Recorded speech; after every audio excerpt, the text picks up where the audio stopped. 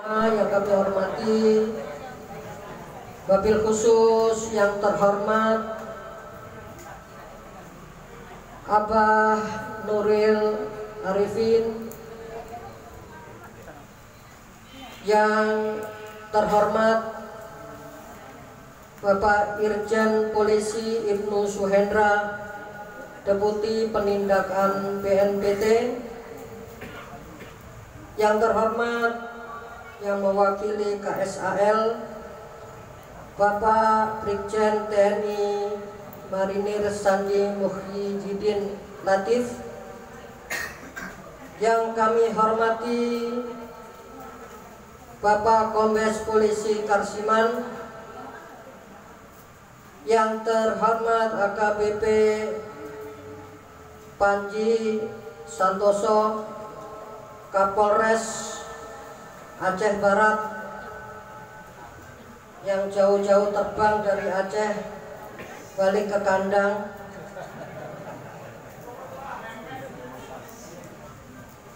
Beliau adalah salah satu santri dari Abah Nuril yang paling tawadu.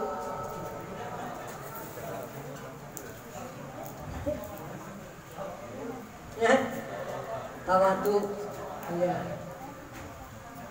Tawadu itu artinya tahu-tahu duduk. Yang terhormat Bapak AKBP Ahmad Fanani, Wakapolres Jakarta Timur. Saya termasuk warga beliau karena saya tinggal di Matraman, tapi saya belum pernah ditangkap sama beliau.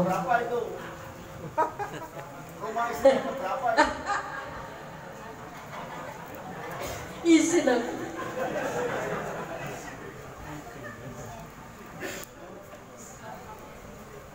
Yang mewakili Kapolri, kemudian yang terhormat yang mewakili Kabak Intelkam, yang terhormat perwakilan Kadensus 88 AKBP Wisnu, yang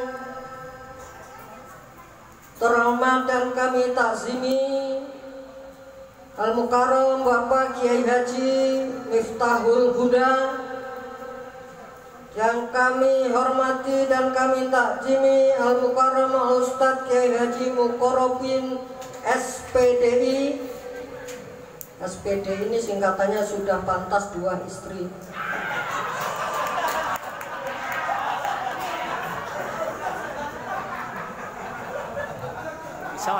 Pondok. Mikirin pondok terus gak tau mikirin nambah bojo. Maaf Kiai Rokin, besok hari Kamis aku aja diketak. Yang kami hormati dan kami takzimi Al-Mukarram Bapak Kiai Haji Wahid Marianto atau Bapak Kiai Acun, katanya OTW. Saya telepon beliau barusan katanya OTW. Saya tanya, OTW itu artinya apa? Kiai Acun ojo takon wae.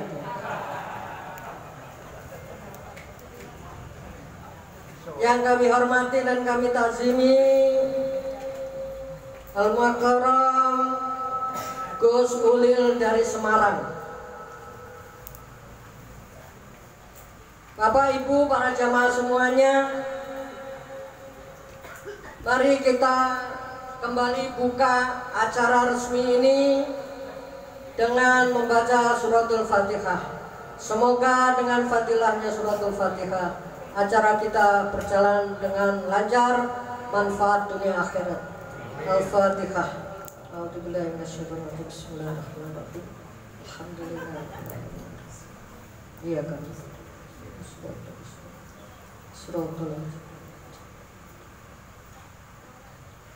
Baik, kami bacakan susunan acara pada malam hari ini. Yang pertama pembukaan, yang kedua pembacaan ayat suci Al-Quran, yang ketiga menyanyikan lagu Indonesia Raya dan Mars Yalal Waton, yang keempat sambutan-sambutan, kemudian yang kelima acara inti, dan nanti dilanjutkan dengan kembali penampilan dari musik-musik yang dipimpin oleh Bang Mike dengan Hadroh Priuk, Mbah Priuk, Silaturasa.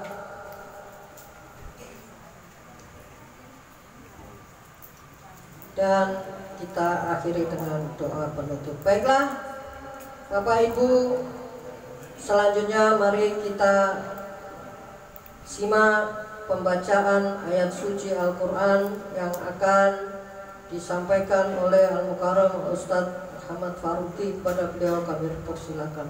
Allahumma sholli ala sayyidina Muhammad. Tes. Assalamualaikum warahmatullahi wabarakatuh. Wa idza quri'a al-Qur'an fastami'u lahu wa ansitu la'allakum turhamun.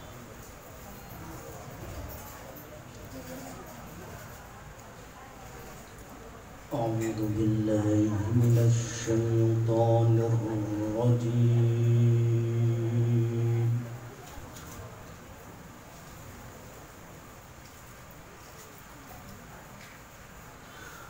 Bismillahirrahmanirrahim.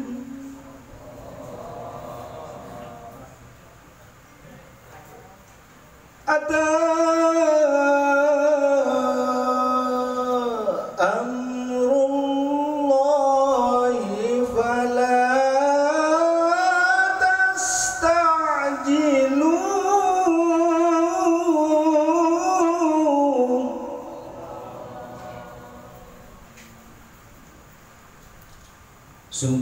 Subhanahu wa ta'ala amma yushrikun.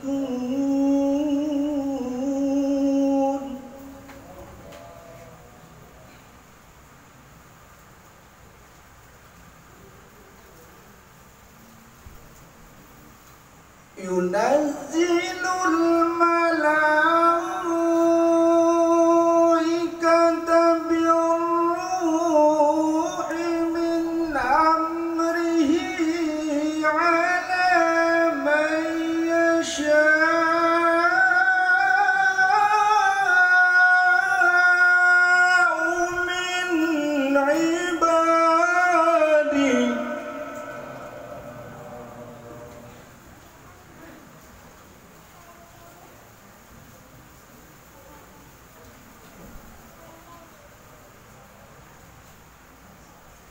ala man yasha'u min ibadihi an anziru annahu la ilaha illa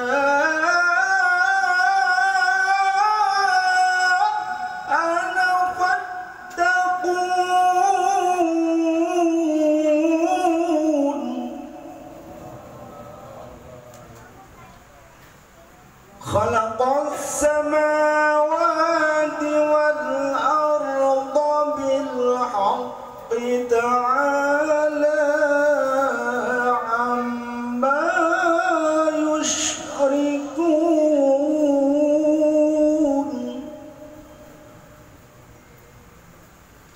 Bismillahirrahmanirrahim.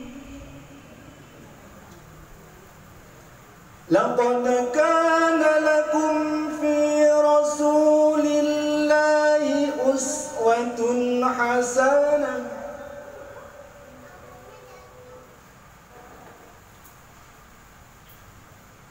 Laqad kana lakum fi rasulillahi uswatun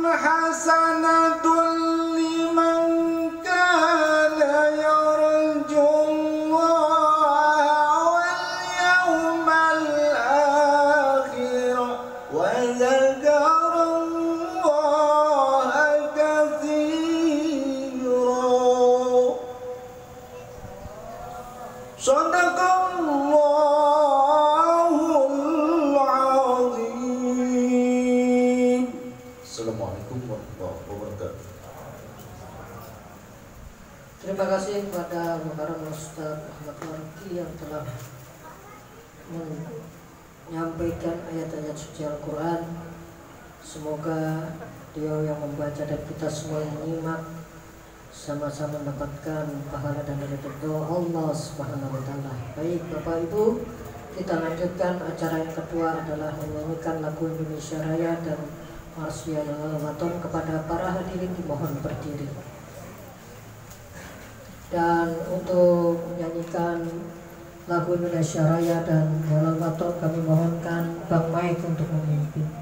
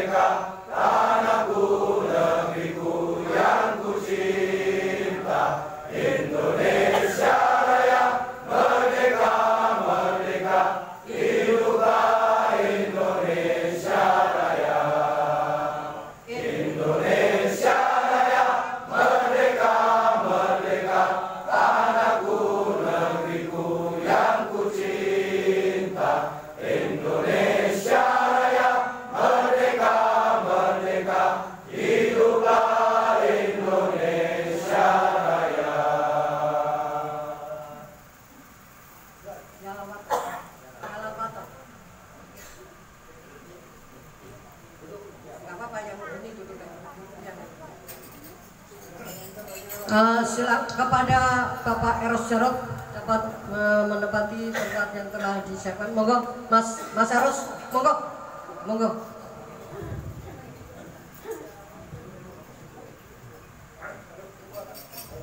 Yuk.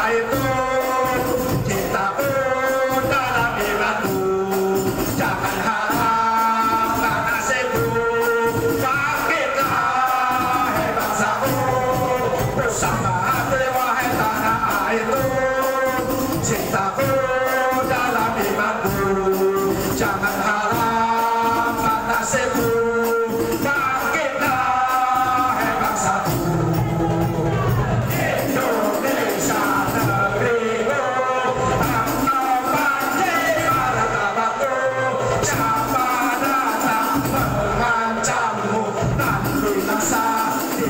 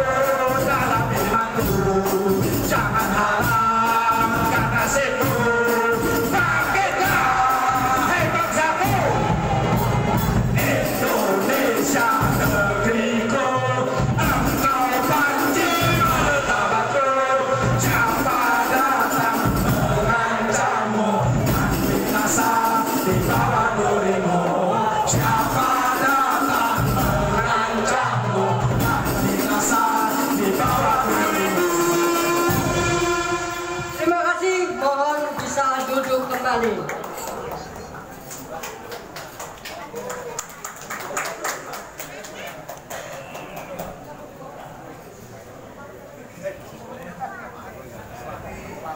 Alhamdulillah kita telah menyanyikan 2 lagu begitu heroik, semangat luar biasa. Ya, dengan iringan Mbah Priuk. Baik, kami haturkan selamat datang sugeng rawuh dumateng Mas Eros Jarot, seorang budayawan, pemusik, sutradara film. Ya, meskipun saya belum disutradarai beliau, tapi saya muridnya dari adik beliau. Saya muridnya Mas Slamet Raharjo.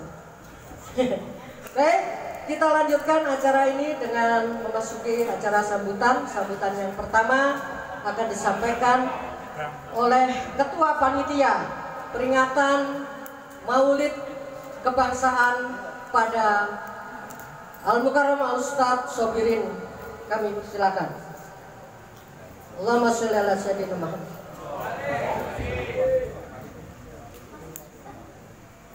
Assalamualaikum warahmatullahi ta'ala wabarakatuh. Innal hamdalillah nahmaduhu wa nasta'inu wa nastaghfiruhu wa na'udzu billahi min syururi anfusina wa min sayyiati a'malina may yahdihillahu fala mudilla lahu wa may yudlil fala hadiya lahu. Asyhadu an la ilaha illallah wahdahu la syarika lahu wa asyhadu anna sayyidana Muhammadan abduhu wa rasuluhu la nabiyya ba'da. Yang kami hormati dan yang kami muliakan guru kita, orang tua kita, Abah Nuril. Yang kami hormati para tamu undangan. Pertama yang mewakili Bapak Kasal Brigjen TNI Marinir Sandi Mujahidin Latif, Bapak Kombes Karsiman dari Polantas nih, Bapak Kapolres Aceh Barat AKBP Panji Santoso, terima kasih atas kehadirannya. Bapak Wakapolres Jakarta Timur AKBP Ahmad Fanani, terima kasih. Dan Kolonel Laut Nurdin. Yang kami hormati Kolonel Laut Nurdin dan beberapa lagi yang mewakili mungkin utusan dari Kapolri dan Kabak Intelkam.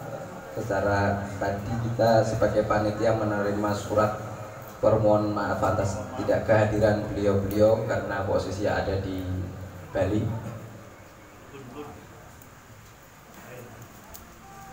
Lalu yang mewakili Bapak Kadinsus 88, Bapak AKBP Wisnu. Selanjutnya yang kami hormati Bapak Eros Jarot, terima kasih Pak atas kehadirannya.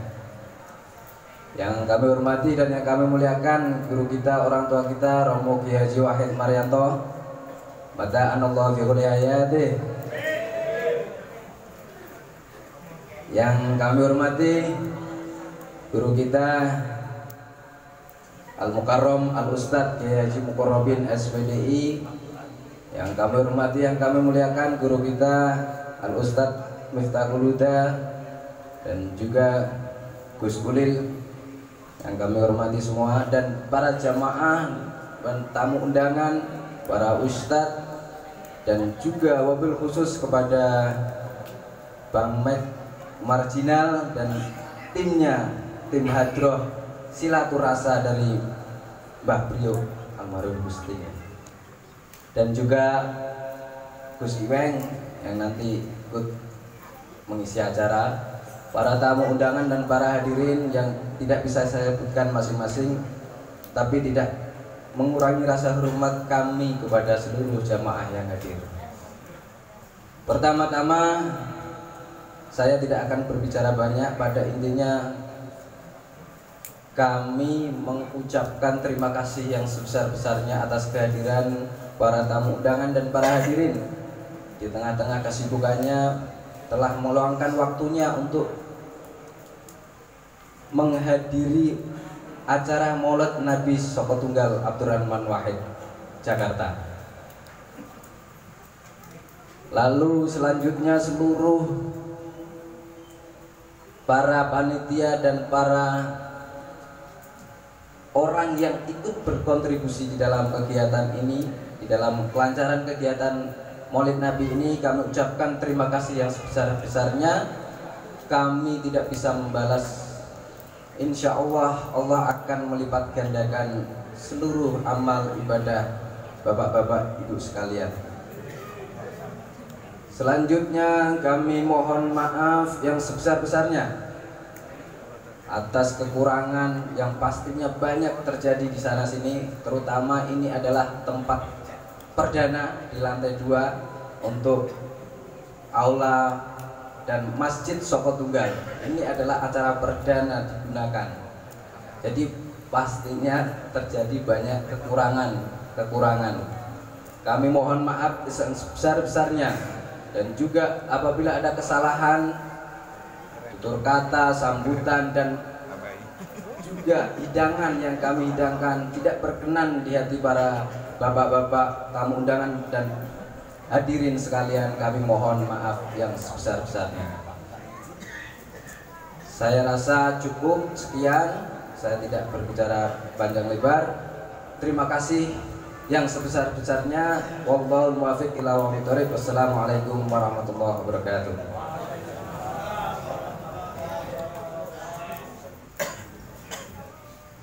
Terima kasih kepada Al-Mukarram Al-Ustadz Sopirin. Sama dengan Kiai Robin, beliau juga SPDI. Sudah pantas 2 istri, tapi urung wani.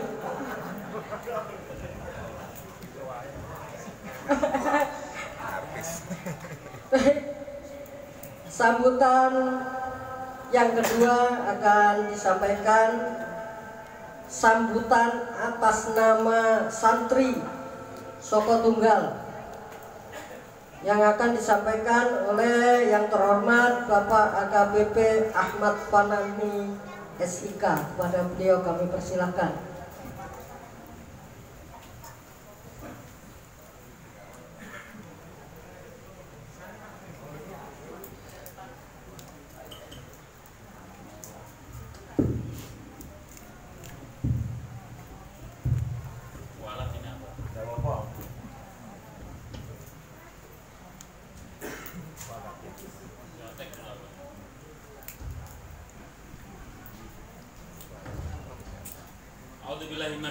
Bismillahirrahmanirrahim. Assalamualaikum warahmatullahi wabarakatuh.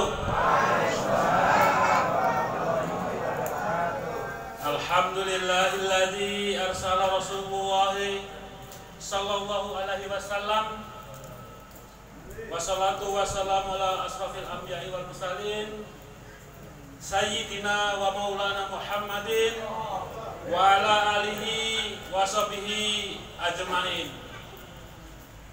Yang saya hormati, yang saya muliakan, orang tua kami, guru kami, penasihat kami, Abah Nuril, yang saya hormati, yang mewakili Bapak Kapolri, yang mewakili Bapak Kasal, Brigjen TNI, Bapak Sandi Latif, yang kami hormati senior kami Bapak Kombes Pol Kasiman, yang kami hormati Romo Yai Wahid Marianto. Mohon izin Abah, nyuwun ngapunten niku kurang ajar ini Abah. Yang kami hormati, yang kami muliakan Bapak Eros Jarot, nyuwun ngapunten Bapak.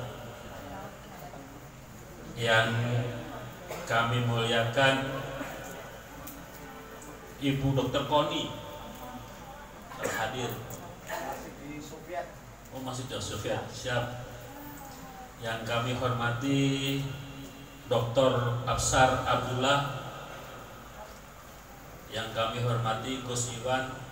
Kalau baca ini dalam tema Maulid Nabi Muhammad SAW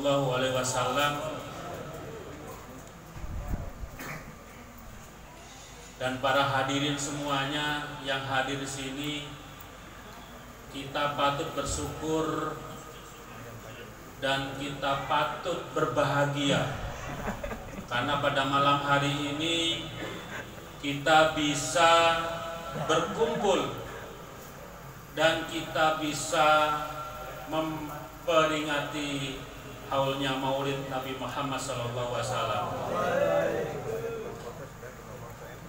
Banyak sekali kegiatan-kegiatan maulid yang dilakukan di negara kesatuan Republik Indonesia, tanah air tercinta ini, yang mana di Arab sendiri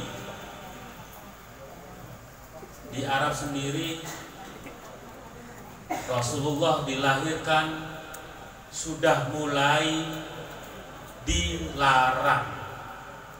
Tetapi kegiatan Halloween diperbolehkan. Kebalik apa kebalik? Kebalik apa kebalik? Dan perlu kita ketahui bahwa Indonesia adalah sebuah negara yang terlahir dari surga, di mana di dalam Al-Quran dijelaskan bahwa surganya nanti ada air, ada sungai yang mengalir, ada pegunungan, ada perempuan-perempuan. Kalau yang teroris-teroris itu nanti dijemput sama bidadari-bidadari. Ngapain jauh-jauh? Di Bogor itu banyak. Ya, di Bogor itu banyak. Kalau mau ingin tahu itu. Ya, nggak perlu lagi nanti masuk surga dijemput nanti berapa? 72 bidadari. Ngapain? Di Bogor itu banyak. Nggak usah jauh-jauh lah, di sini tuh banyak ibu-ibu. Mohon maaf ibu-ibu ya. Ya tadi Gus Memen tadi istrinya berapa? 3 kurang 4. Terus perlu saya sampaikan juga bahwa ini agak grogi nih Gus, mohon maaf Gus. Ini karena pertama kali ngasih sambutan nih Gus Memen ini kurang ajar ini Gus. Ya. Ngerjain saya nih Gus. Bangsa kita ini saat ini sedang dikoyak-koyak, tetapi kita tidak pernah sadar oleh perbuatan-perbuatan mereka yang laknat itu. Banyak di antara kita yang masih mau jadi kambing congeknya. Katanya kemarin yang terakhir 411 bahwa saya adalah apa? Majikan. Bagaimana kita punya negeri sendiri dibilang dia punya majikan? Enak aja. Emangnya kita apa? Budaknya mereka apa? Ingat, mereka tinggal di sini, nyari makan di sini, ya. Mohon maaf ini saya pesan ini karena saya tidak rela tanah air saya diinjak-injak. Mohon maaf Gus nih. Ya. Kalau rekan-rekan tidak setuju sama saya monggo. Tapi yang jelas jangan sampai tanah air tercinta ini diinjak-injak, dikoyak-koyak, dihancurkan oleh mereka-mereka yang tidak bertanggung jawab, yang mengatasnamakan agama.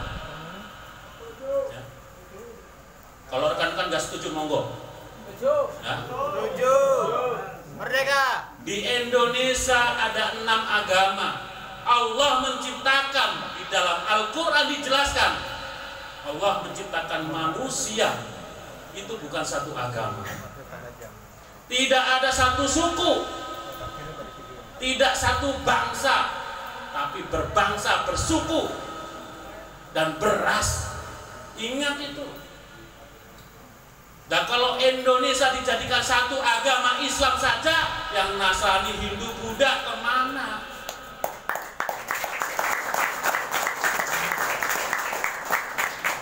Nggak mikir sidaknya itu, nggak sampai. Itu panggil sini, suruh belajar sama Abah Nuril di sini, dudukkan di sini. Ya. Saya kesel, capek saya ngurusin. Ya, saya Wakapolres Metro Jakarta Timur, beliau di Korlantas, capek ngurusin orang demo. Ya, sama-sama kita bayar pajaknya, betul apa tidak? Tapi mereka dengan seenaknya sendiri menutup jalan. Semaunya sendiri, mereka menghina. Kayak kita memang nggak ada artinya kita ini. Nah, kalau yang setuju monggo, silakan.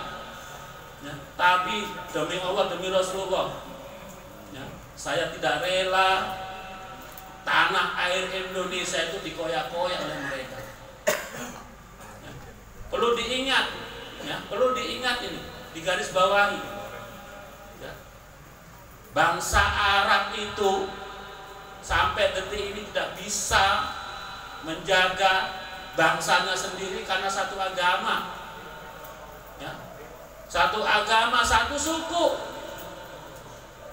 Dominan. Di Indonesia tidak. Jangan kita mau dijajah di negeri kita sendiri. Rasulullah Shallallahu Alaihi Wasallam mengajarkan kepada kita melalui hadis-hadisnya bagaimana kita menjadi orang yang sopan santun, anda asor, pekewo, adigang, adigong, adiguna, dan itu ada di Indonesia, bukan ada di sana, betul apa tidak? Dan ini sudah dilupakan sama anak cucu kita. Akeh sing orang ngerti, apa itu adigang, adigong, adiguna, pekewo, anda asor, betul apa tidak? Karena kita tidak mau belajar lagi sama orang-orang yang lebih paham. Maunya get-get, maunya enak, maunya hidupnya serba ada. Padahal itu semuanya kamuflase saja.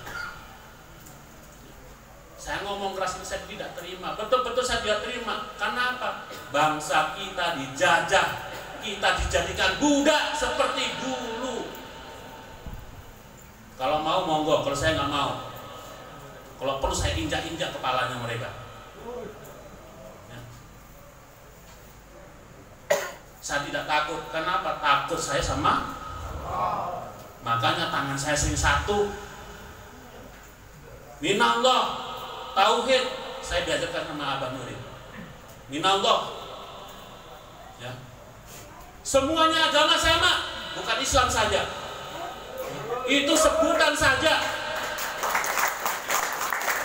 Bagaimana manunggaling kawula Gusti, bagaimana sejatinya ingsun iku sapa iku nang Indonesia iku sono. Sudah diajarkan oleh orang-orang tua kita dulu, cuma kita sudah melupakan sejarah.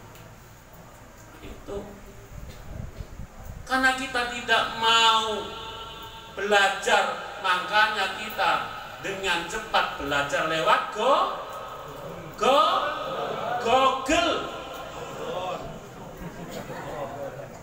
Lewat Gogon, ada nggak Gogon? Gogon mati. Al-Fatihah buat beliau. Ingat ini, bangsa kita itu budayanya sangat tinggi.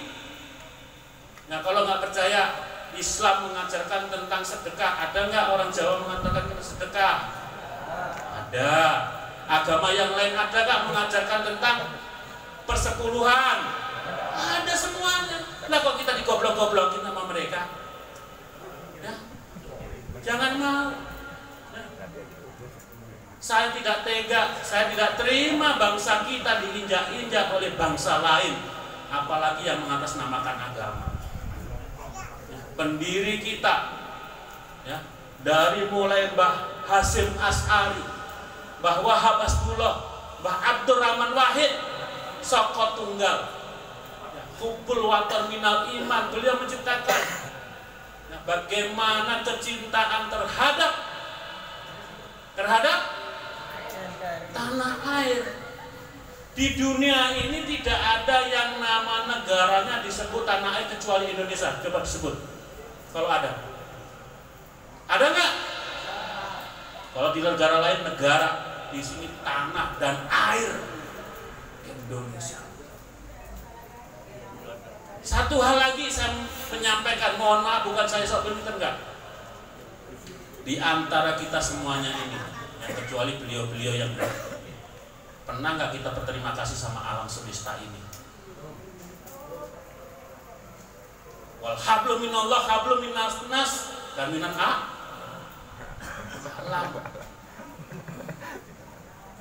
Pernah nggak kita berterima kasih, hei udara, aku hari ini bisa bernapas. Hei makanan, saya berterima kasih hari ini saya bisa makan. Hei air, saya berterima kasih hari ini saya bisa minum. Pernah nggak kita ini?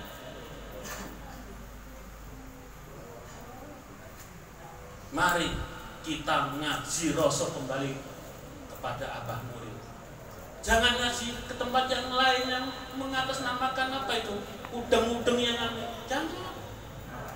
Yang benar-benar aja kita ini. Mohon maaf. Mohon maaf. Saya sukanya belangkon ini, Gus. Mohon maaf. Ya, saya orang Indonesia asli. Ya, diajarkan tata cara bagaimana menghargai budaya. Budaya kita sangat tinggi. Nah, mohon izin, Gus, ini saja yang bisa saya sampaikan, nanti saya ditegur sama yang lain. Wallahu muwaffiq ila thoriq wa billahi taufiq wal hidayah. Wassalamualaikum warahmatullahi wabarakatuh. Assalamualaikum. Terima kasih kepada Bapak KPP Ahmad Fanani, SIK, Sarjana Ilmu Kepolisian, bukan kesurupan. Sarjana Ilmu Kepolisian, bukan kesurupan, dan salah. SIK.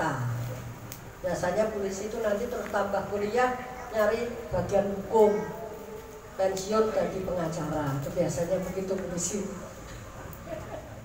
Baik Bapak Ibu, beliau tadi telah menyampaikan sambutannya atas nama santri yang panjang lebar, mantap pokoknya dah. Ya, intinya beliau menukil dari sebuah ayat Al-Quran yang terjemahannya kira-kira begini, bahwasanya Allah menciptakan manusia terdiri dari perempuan dan laki-laki dan diciptakannya bersuku-suku dan berbangsa-bangsa untuk saling kenal mengenal. Ayatnya saya tahu tapi mau baca takut keseleo. Daripada saya keseleo mending saya baca, kelasnya kan begitu. Macam buyur. Baik, kita langsung masuki acara inti pada malam hari ini, Maulid Kebangsaan yang akan dipimpin langsung, dimoderatori oleh guru kita, orang tua kita, Abah Nuril Arifin MBA. Kepada beliau kami persilakan. Allahumma sholli ala Sayyidina Muhammad.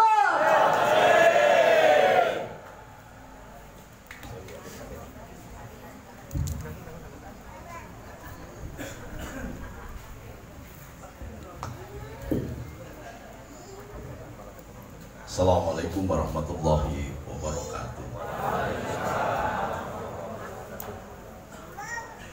Bapak-bapak dan ibu yang hadir, senior saya Mas Eros Jarot yang menjadi guru politik saya, beliau sahabatnya Gus Dur dan pemikir PDI yang kampion. Hadir di sini yang mewakili Kasal, Mas Brigjen Sandi Latif, juga Mas Kombes Karsiman, ada Mas AKBP Wisnu dari, karena ini semua pejabat kepolisian dan TNI di Bali. Ya, khusus untuk kepolisian itu yang setingkat kombes semuanya di Bali, kecuali yang ikut umroh. Nah, itulah ini Mas Karsiman ini ikut umroh, dan umrohnya kita beri judul Umroh Suluk Kebangsaan. Artinya apa? Melarungkan jiwa raga, meninggalkan tanah air, anak istri, jabatan pangkat, mengenolkan diri, kemudian menyapa dan mencoba berdialog dengan Allah untuk bangsanya. Maka disebut suluk kebangsaan. Jamaah umroh yang berjumlah 45 orang itu menjadi salik, melakukan perjalanan ritual tasawuf menuju kepada Allah. Dari awal dasarnya, kalau ilmunya Mas Fanani, dari Baitul Muharram yang ada di dalam hati menuju ke Baitul Muharram yang ada di Mekah, sehingga membentuk dua titik.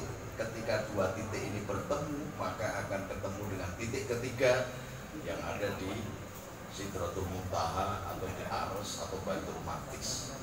Maka muncul segitiga sama sisi. Ini tujuannya. Dan ide ini sebenarnya bukan ide saya. Ide ini adalah ide sahabat saya yang revolusioner sebenarnya. Dia lebih revolusioner dibanding saya, namanya Budi Jarot.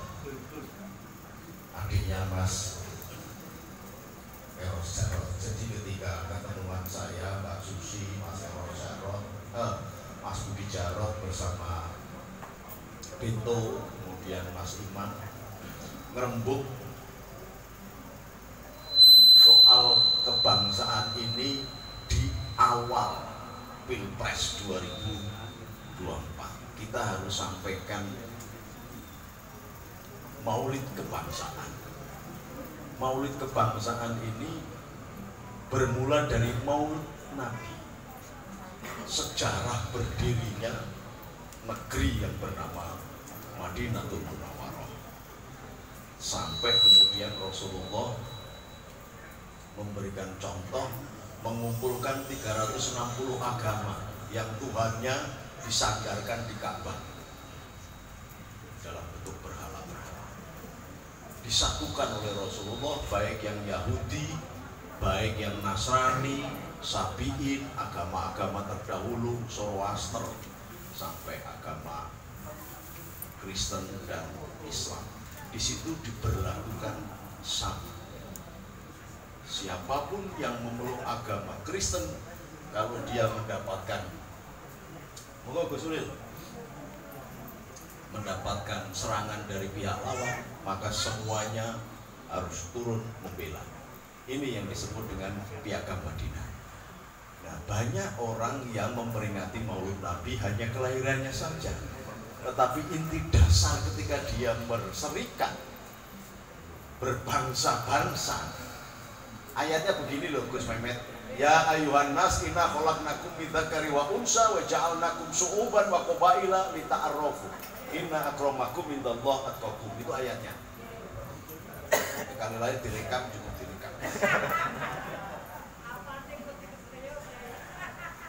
Nah, konsep berbangsa-bangsa dan bersuku-suku ini untuk bisa lita'arrafu, saling mengenal, saling menebar kasih sayang. Karena sesungguhnya agama itu hukum tertingginya adalah cinta, adalah kasih sayang.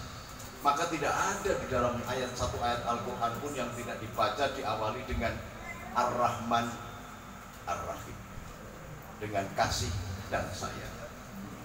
Nah, dari konsep itu kemudian difotokopi oleh Wali Songo. Wali Songo kemudian melalui Mbah As'ad ditemoni Mbah Sunan Ampel, gawanen risalah Islam dari tanah Arab ke tanah Nusantara karena di Arab sudah rusak. Maka konsep Piagam Madinah ini dibawa oleh para wali songo, dan kebetulan pengurus-pengurus NU itu adalah cucu-cucunya wali songo atau 40 wali yang kemudian bernama wali 9. Itu bukan 9 wali, tapi itu namanya dakwah saja wali songo, tetapi sesungguhnya 41. Jadi di Indonesia ini senantiasa lahir wali berjumlah 41. Kemudian oleh cucu-cucunya dibikinlah namanya Nahdlatul Ulama. Nahdlatul Ulama pada tahun 36 melakukan muktamar pertama, kemudian membentuk dan menforecasting. Jadi meramalkan, cuman Kiai NU tidak berani mendahului. Maka kemudian sebagai bentuk wujudnya, cita-cita bentuk negaranya nanti kayak apa, dibikinlah ormas yang bersingkatan PBNU. Tidak ada organisasi di Indonesia ini dengan PB, itu tidak ada. Karena ini adalah ketawaduan para ulama mendahului wong belum kejadian proklamasi tahun 45, ini tahun 36. Itu adalah yang membentuk pertama diciptakan oleh ulama NU. P-nya Pancasila, B-nya Bhinneka Tunggal Ika, N-nya NKRI, U-nya Undang-Undang Dasar 45. Nah, selama ini kan tidak ada yang jelentrah kayak begini, nggak ada yang ngerti. Maka Bung Karno kemudian dengan sikap tawaduknya, karena bersahabat dengan Hadratus Syekh Hasyim Asy'ari, dia dengan tawaduknya soal kefikihan, soal fikih, soal agama, beliau berguru. Meskipun sebenarnya satu seperguruan. Jadi yang namanya Hadratus Syekh Hasyim Asy'ari, Kiai Ahmad Dahlan, Bung Karno, kemudian Amir Syarifuddin, kemudian Kartosuwiryo, itu satu guru, dan Kiai Abdullah.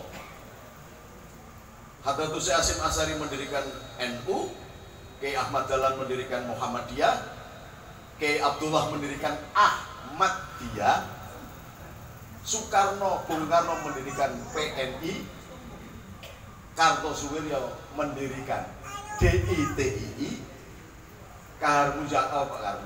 Amir Syarifuddin dan temannya mendirikan PKI. Jadi harus diingat bahwa PKI lahir dari rahim organisasi Islam. Dan Arab-Arab yang pada kesini dan ngomongnya kasar-kasar itu, sesungguhnya mereka berfaham komunis. Indonesia sudah selesai di bidang kebangsaan pada tahun 36, selesai sudah. Maka menugaskan orang hebat-hebat pada waktu itu termasuk Bung Karno merumuskan Pancasila. Salah satu dari iurannya warga NU, Hadratus Syekh Hasyim Asy'ari, menugaskan putranya Kiai Wahid Hasyim menjadi Komite 9 dan Komite 8 BPU PKI. Maka Bung Karno mengatakan, saya tidak penemunya Pancasila, tapi saya yang merumuskan. Di antaranya mengambil dari kehidupan 800 tahun yang ada di tanah Jawa, sejak zaman Mataram, sejak zaman Majapahit, sejak zaman Majapahit, bahkan sejak zaman Singosari dan Kediri. Oh, ini biar pada tahu di Biladong. Monopo maulud kebangsaan. Ini kita metkan bahwa kita memperingati Maulud Nabi dengan konsepsi Piagam Madinah, difotokopi oleh Wali Songo, diterapkan di Indonesia menjadi Indonesia. Maka keputusan saat itu adalah bukan mendirikan negara Islam, bukan Darul Islam, tapi Darussalam. Karena di dalamnya ada teman-teman kayak Mr. Maramis, itu Kristen dari Manado. Ada Cilik Riwut, itu Hindu Kaharingan dari Kalimantan. Ada yang Islam. Nah, karena pemerintah sekarang agak kurang cermat. Ini mumpung ada Habib Kribo, oh Habib, sini Habib, sampai kan terkenal itu viral, sini Habib. Biar sampai biar rodo ngerti juga, biar sejarahnya begini. Tepuk tangan untuk Habib Jen.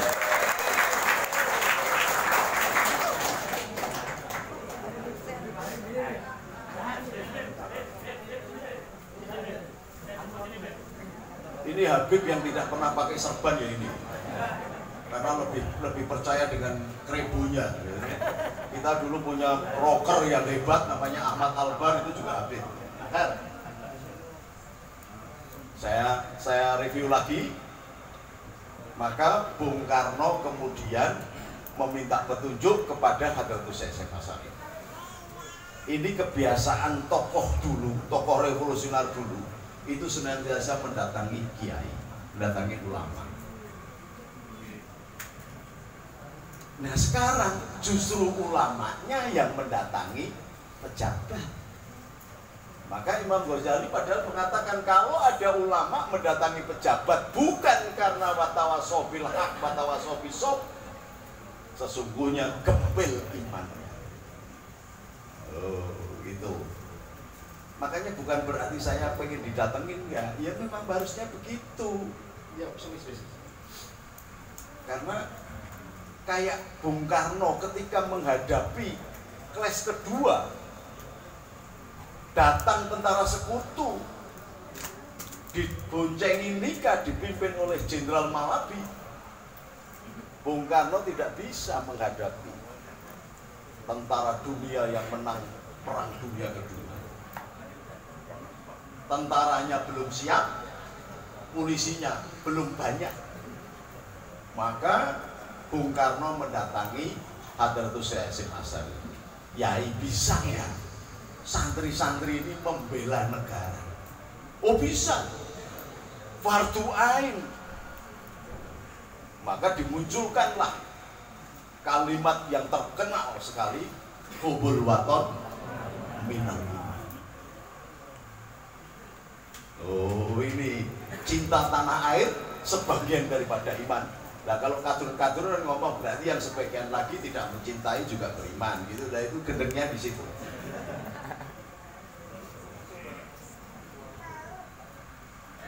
Dari ini kemudian NU tidak hanya meramalkan sebuah negara, tetapi juga ikut di dalamnya menjaga ketika musuh datang yang menghadapi kiai-kiai NU, kiai-kiai pesantren yang pada saat itu menggunakan pangkat kolonel-kolonel atau overster dengan kolonel dan polisi istimewa yang sebagai pelatih handal utamanya. Jadi mohon maaf ini Pak Jenderal, jadi yang latih TNI itu sebenarnya dulu polisi istimewa.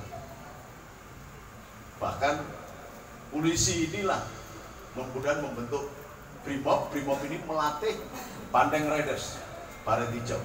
Bandeng Riders yang melatih Kopassus. Ini sejarah ini juga nggak ada yang tahu bahwa baik Kopassus itu janjane Brimob atau polisi.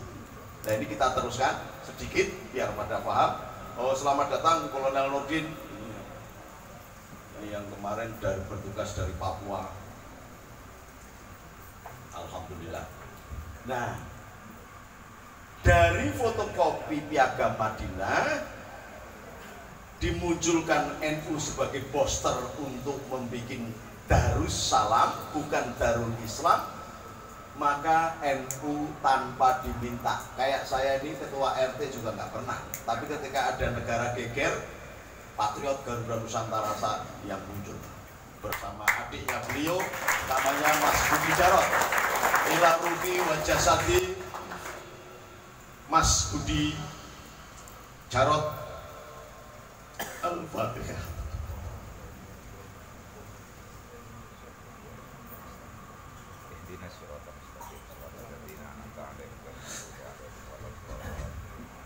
Allahumma fillahu barakaatuhu wa rahmatullahi. Allahumma inna nas'aluka ridhaka wa jannah wa na'udzubika min syarri ya Allah. Nah, kalau saya palang melintang pasukan saya itu banyak. BBM dulu aja 350.000. belum PGN-nya. Lah Mas Budi Jarot itu masukane cah wedok-wedok terus kemayu-mayu ngono tok wae karo ngomong berapa gitu. Ya disapu sama mereka. Coba berhadapan dengan kita sapu, makanya di Bali kita sikat HTI, Jawa Tengah kita obrak-abrik, kemana-mana kita obrak-abrik. Nah kalau saya Kapolri, kalau saya Panglima TNI melihat demo yang kemarin itu, saya akan instruksikan. Kalau saya Jokowi, saya tinggal ngomong, kasar, kasau, Kapolri, bisa nggak? Kalau nggak bisa, tak copot. Itu kalau saya gitu. Tetapi Gusti Allah itu mau hadir, ini jadi presiden ini Gus Nuri rusak malah negara gitu loh. Sapu kabeh repot. Nah inilah. Tetapi kita harus mengenang bahwa dari perjumpaan kami dengan Mbak Susi dengan teman-teman itu, pulang kami kena COVID. Saya telepon terakhir Mas Budi Jarot, pindah. Alhamdulillah Gus, ini saya tinggal terakhir ini. Setelah ini saya sehat, kita adakan maulid kebangsaan, kita gelorakan semangatnya.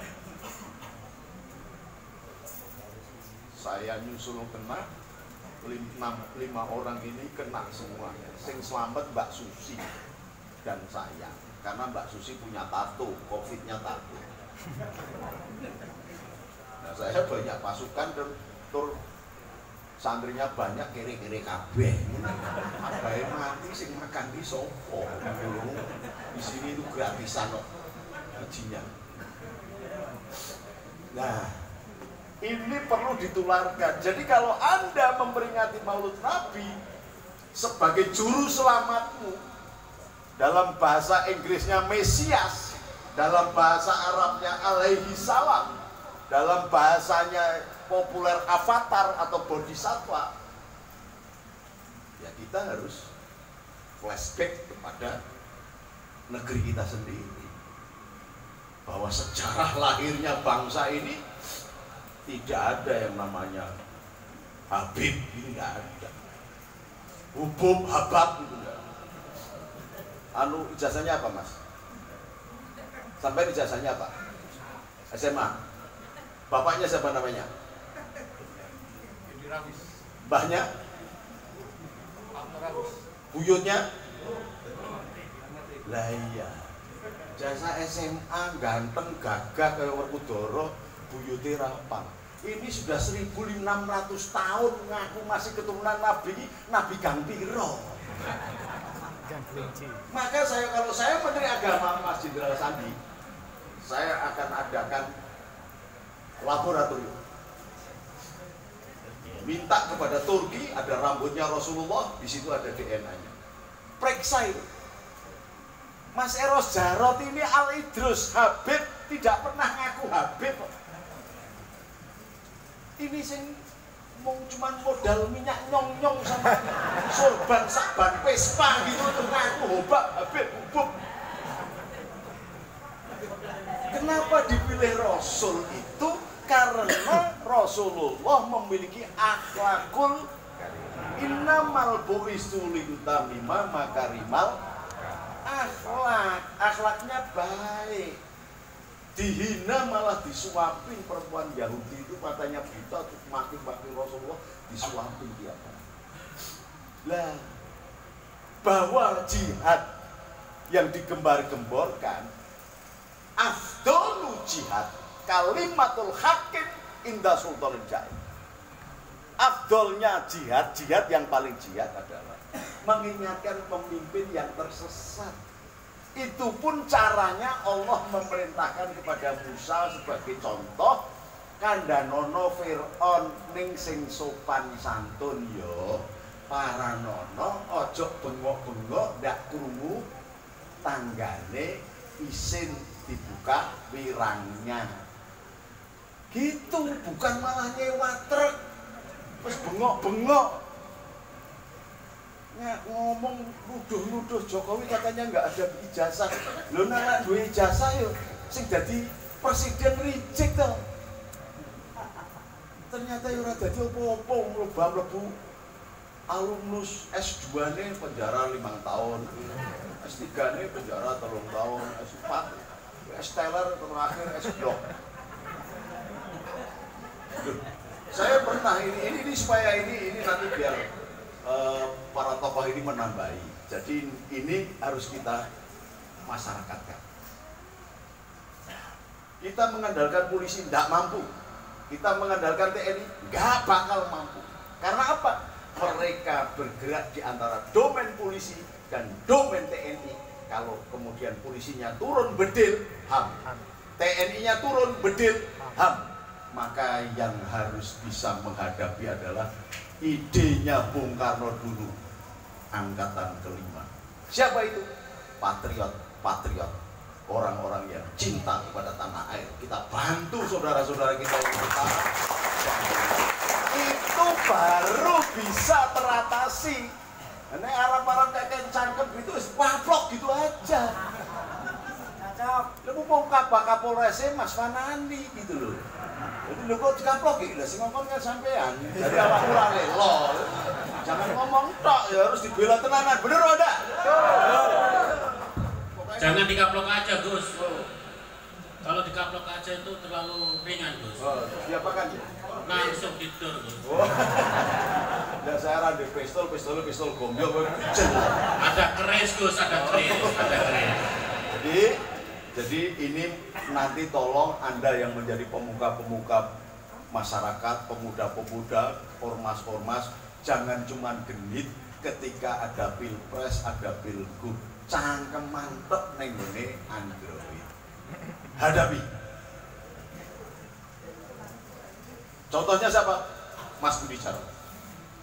Semaku wis kangelan karena di ring 5 tapi tetap gerakan jaga Indonesia. Saya salut. Ini mirip dengan Jenderal Sudirman. Cuman dia bintangnya satu, Pak, muda-muda. Itu aja bukan jenderal, bintang tentara atau bintang polisi.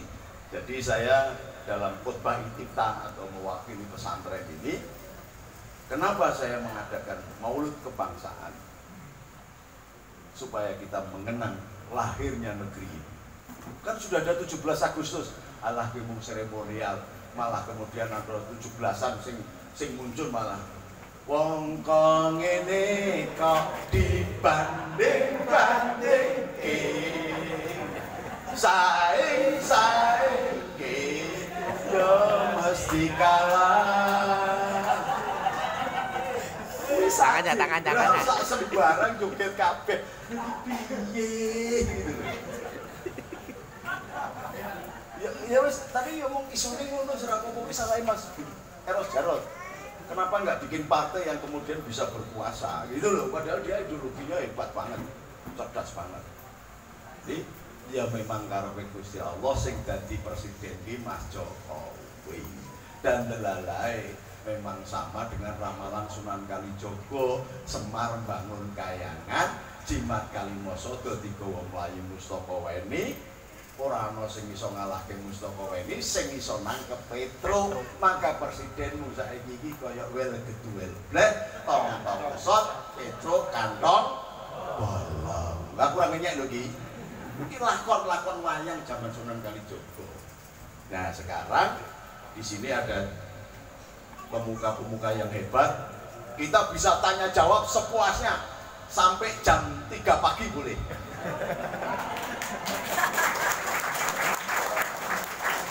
Ya toh?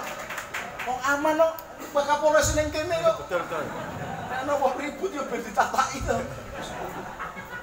Jadi ini yang bisa saya sampaikan supaya Anda nanti pulang ngerti kenapa kok Maulid Kebangsaan. Dulu saya ngomong pertama kali ngaji kebangsaan, Gus Nuril ki opo? Saiki anggere ngaji kebangsaan.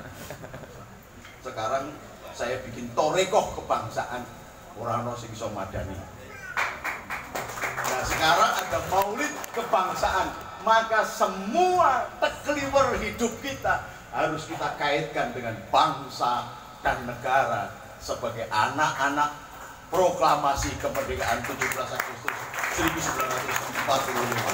Saya perang yo mati, ora perang yo mati, berani ya mati, nggak berani ya mati, karena umur saya sudah 76 tahun.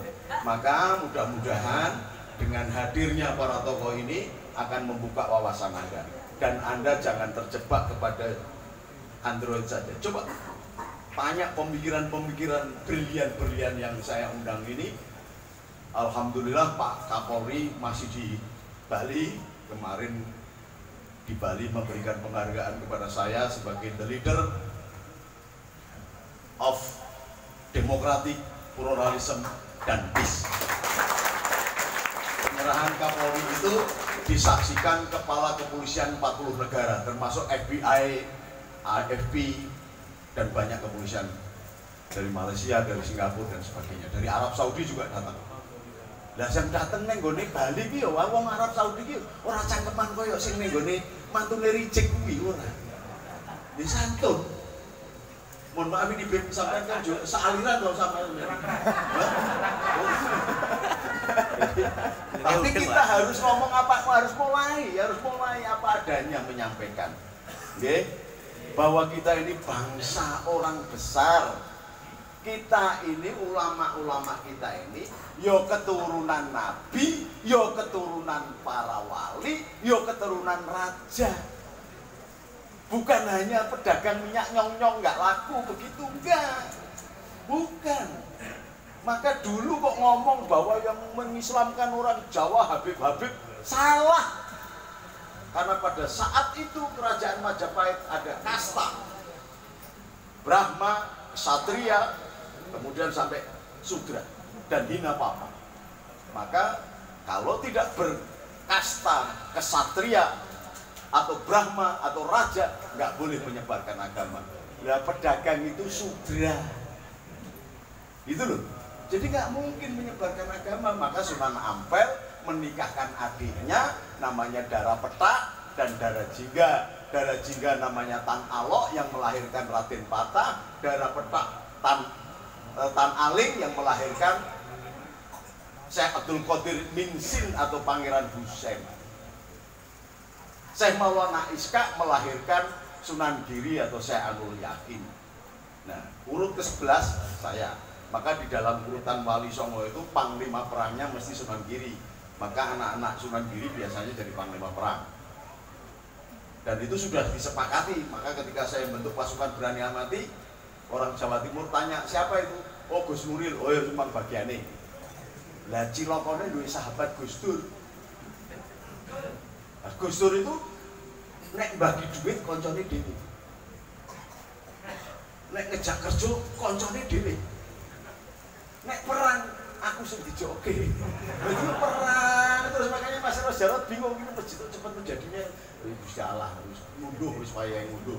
Ken biyen wis berjuang terus sampai Jenderal Hasanuddin. Lho ini sampean ini pondoknya koyo omahe Gatotkaca edan plek-plekan. Ya wis ben memang saya enggak boleh begitu. Tapi alhamdulillah adalah ya dalannya banyak. Tetapi ini sebagai contoh. Di daerah Anda bikinlah oase. Siapkan beras untuk saudaramu yang tidak mampu. Apapun ras, suku, bangsa, dan agama. Ketika Covid, saya punya duit 11 juta. Singkat aja, cepat aja. Yang 5 juta saya berikan beras untuk Jakarta, yang 5 juta untuk Semarang. Untuk jaga ini ada orang datang, sekurang-kurangnya dapat beras. Nah, yang suke-suke itu coba di rumahnya disiapkan beras saja. Karena pengalaman saya dulu, sing penting ono segone, ditutuli uyah karo kerupuk wis jadi. Mangan kerupuk karo kecap pintere kaya ngene apa meneh mangan bergizi gitu loh. Alhamdulillah, saya mohon kesediaannya Jenderal Sandi Latif dan Mas Eros Jarot, Habib Sen, Mas Wisnu atau Mas AKBP, Mas Kombes Karsiman, Gus Miftah atau monggo silahkan. Kita berdialog seperti zaman Gus Dur masih hidup. Jadi kelas dendean mau bantah boleh, mau ini boleh. Tetapi karena biar enak, biar diatur sama juru bicara yang memiliki istri 3 namanya Gus Mehmet. Saya persilahkan Gus Mehmet. Karena apa? Dia kalau ngurus istri 3 itu ucul kabeh gitu loh. Ya, kalau ngurus diskusi dia jagoannya. Siapa yang persilahkan? Hadratus Syekh Romo Kiai Haji Gus Mehmet.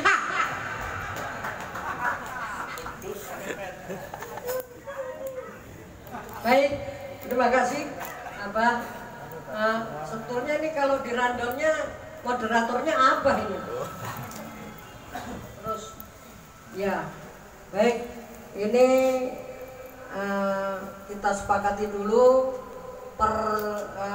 pembicara awal pertama 10 menit atau 15 menit, Pak? Mendingan 7 menit, setelah itu bisa tanya jawab. Aha, ya, maksimal 10 menit. Yang pertama sakaremu gue moderator. ya. Baik, yang pertama karena sama-sama ini bukan ini ya, bukan kong kali kong, tapi sama-sama karena sama-sama seniman. Saya persilakan terlebih dahulu Mas Eros Jarot untuk memberikan tausiahnya. Tausiah atau apa sak? Pokoknya temanya bebas Mas, monggo. Assalamualaikum warahmatullahi wabarakatuh. Sebetulnya Gus Nuril, Gus, sampean tadi bicara udah cukup, lebih dari cukup. Enggak, sampean sekolah Singapura langsung prene itu harus dihargai, ya toh. Tepuk tangan untuk Mas Eros. Dibela-belain dari Singapura. Ya, sebetulnya tadi sudah sangat lengkap ya. Tapi mungkin dari sisi lain, karena saya sama Gus Dur dari tahun 73 mikirin seperti harus gimana. Jadi memang kalau sekarang ini saya dengar tadi kan suara-suara yang prihatin ya dalam keadaan sekarang. Memang kita tadi Gus Nuril sudah menjelaskan dengan baik lah ya. Saya cuma ada hal yang perlu saya sampaikan di sini, ya Gus ya. Kita ini selalu dari mulai desainnya saja sudah dipecah belah. Ya. Kalau ada istilah ya, ini kelompok nasionalis, sini agamis, kan begitu pembacaannya ya. Di akademi juga begitu, dipecah seperti itu. Kalau boleh saya sampaikan di sini, kalau saya mewakili kaum nasionalis sekarang gitu kan, kira-kira sekarang gitu settingnya ya. Padahal kalau kaum nasionalis Indonesia versi Bung Karno, ya, tidak ada pemisahan itu, tidak ada dikotomi itu. Seorang nasionalis Indonesia ya, pasti agamis, pasti berketuhanan. Jadi kalau dipisahkan gimana? Contohnya apa, bapak-bapak di NU itu gak nasionalis? Sangat nasionalis, lihat aja. Coba dibandingin kader-kader PDIP ya. Tadi Gus Nuril tadi seperti itu, kan lebih nasionalis, lebih membumi gitu ya. Dan itu Gus, makanya sekarang ini kita perlu sadar lah ya. Pemisahan itu sudah harus diakhiri. Jadi nggak ada itu. Jadi saya tidak pernah mempertajam ya pendekatan yang sifatnya segregatif atau pemisahan itu. Tadi sudah diterangkan dengan baik lah. Mungkin itu cikal bakalnya, Gus. Saya pun yang menentang waktu itu 20% hanya 2 calon karena sudah bisa diprediksi bahwa ini ada desain yang mungkin ya ada orang-orang tertentu di pemerintahan kita yang menginginkan hal itu, termasuk mungkin Mas Jokowi mungkin hilaf ya, mungkin belum banyak bertemu dengan Gus Dur. Saya tentang itu ya. Kenapa?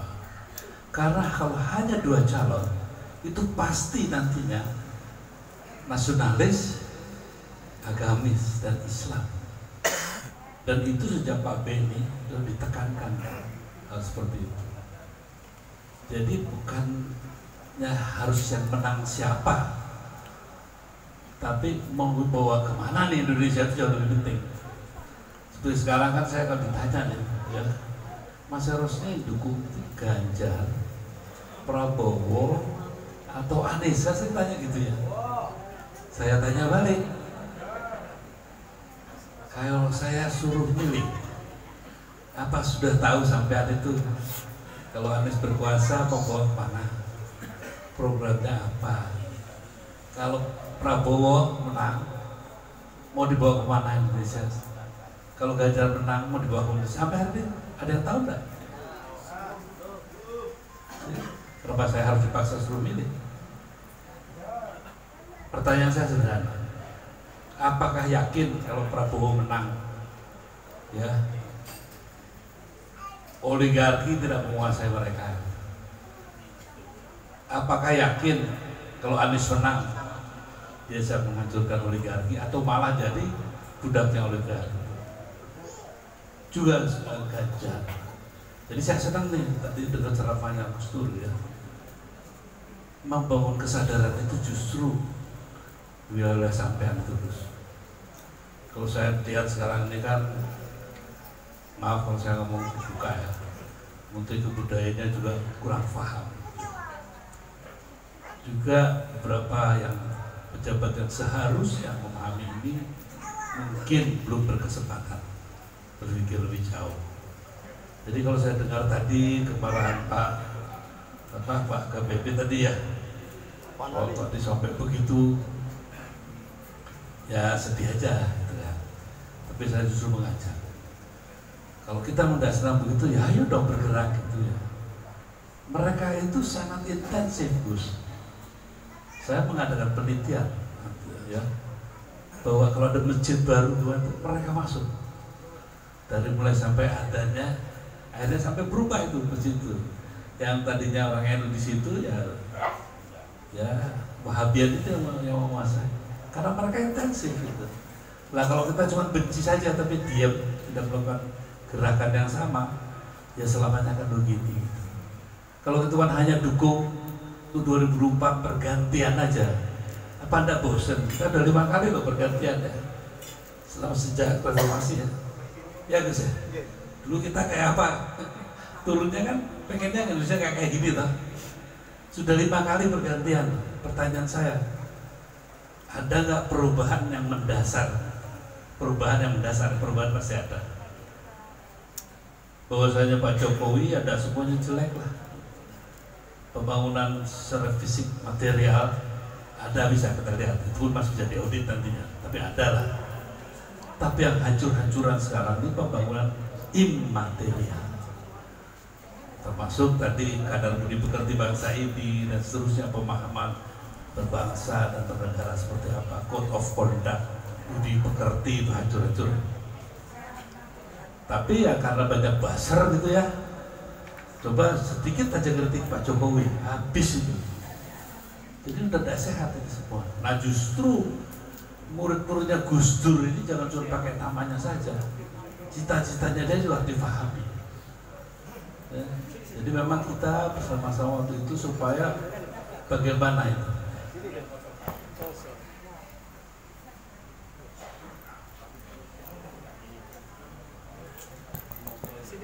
kalau tadi pemahaman keluatan minal iman tidak meluas ke masyarakat, mungkin yang salah kita juga Gus. Jadi tidak usahlah kita bawa bedu, tapi bawa kecerdasan. Kita nggak usah bawa pistol seperti anjuran Pak KBP. Kita bawa kecerdasan. dan keyakinan dan tidak goyahnya iman. Saya alhamdulillah di tengah kekuasaan saat itu sampai hari ini insya Allah ya 1 juta pun tidak pernah saya telepon negara. Tapi teman-teman saya lihat saja sudah seperti apa. Nah itu yang sepertinya kita perlu renungkan bersama Gus ya. Jadi saya suka nih tadi ini kalau dasarnya kan simbol ya. Sokok tunggal melindungi semua. Jadi melindungi semua. Jadi ya kalau saya melihat apa itu mantunya Gus Dur mantunya Rizik ya saya sudah maafkan sebelum dia ngoceh, sudah saya maafkan. Kenapa? Itu orang yang harus dikasihani oleh kita karena tersesatnya begitu jauh. Jadi membuang tenaga energi kita kalau kita harus berhadapan dengan orang seperti itu. Tapi yang penting untuk kita mendesak, saya setuju tuh. Ya, termasuk Pak Jokowi, Anda ini bukan kepala pemerintahan itu, tapi juga kepala negara. Harus tegas. Tapi kalau yang mereka itu maaf ya, baru saja rapi loh, pakai putih-putih, wah bendera juga merah putih gitu.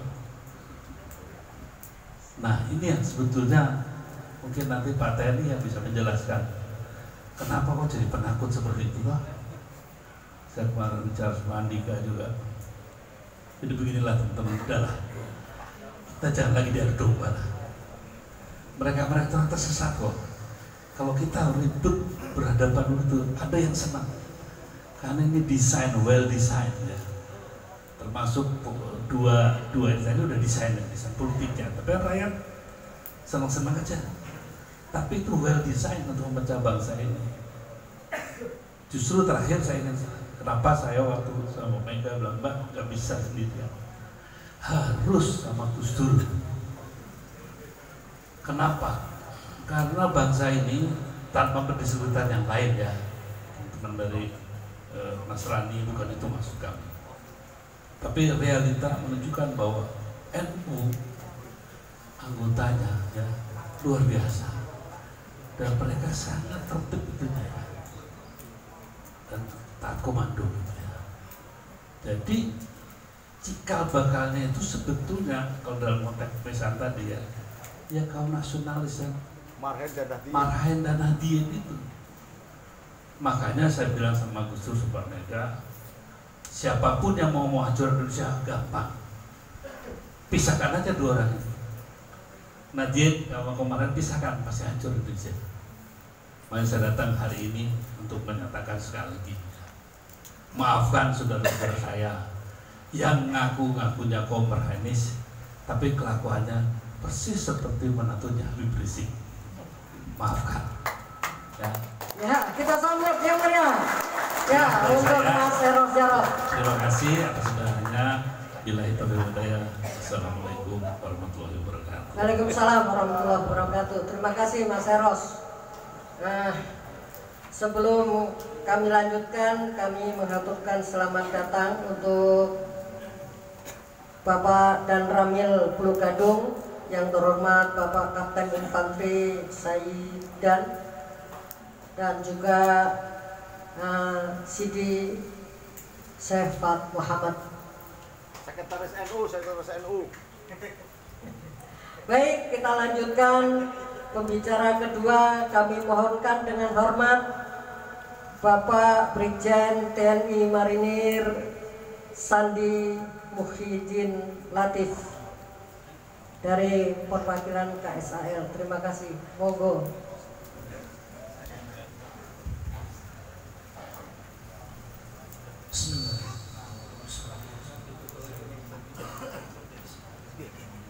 Assalamualaikum warahmatullahi wabarakatuh.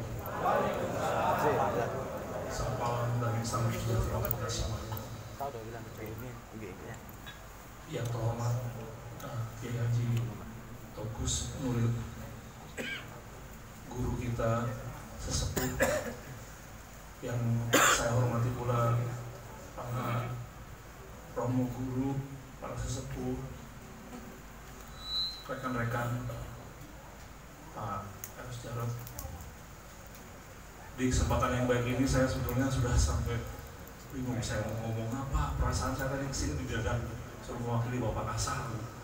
Sampai di sini suruh sama Gus Memet suruh menyampaikan sesuatu. Namun demikian, Bismillah, saya mohon izin kepada semuanya untuk sharing juga. Mudah-mudahan ini bisa menjadi sebuah wawasan. Mungkin saya sendiri juga lagi bingung tadi ngomong apa sebetulnya, karena semuanya sudah terangkum banyak oleh Gus Nuril tadi. Demikian juga dari Romo Eros Jarot tadi sudah disampaikan begitu lugas. Namun di kesempatan ini izinkan saya menyampaikan, mari kita meraih kepercayaan untuk tetap bisa menjaga keutuhan NKRI. Amin.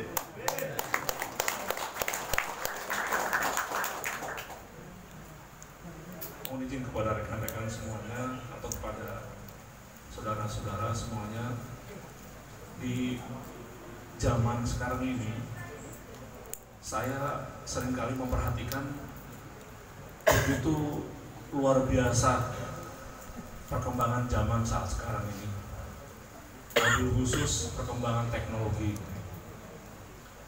Kalau dulu apa-apa itu semuanya harus pakai orang nyuruh menyampaikan pesan. Sekarang dalam hitungan detik kejadian di Rusia sana bisa sampai ke Jakarta tanpa harus ada hambatan apapun. Kalau dulu kita mau mengungkapkan sesuatu masih perlu pakai surat, sekarang cukup ketik pakai WhatsApp nyampe kemana-mana. Anak saya, kalau saya bawa, ayo nak kita pergi jalan-jalan yuk,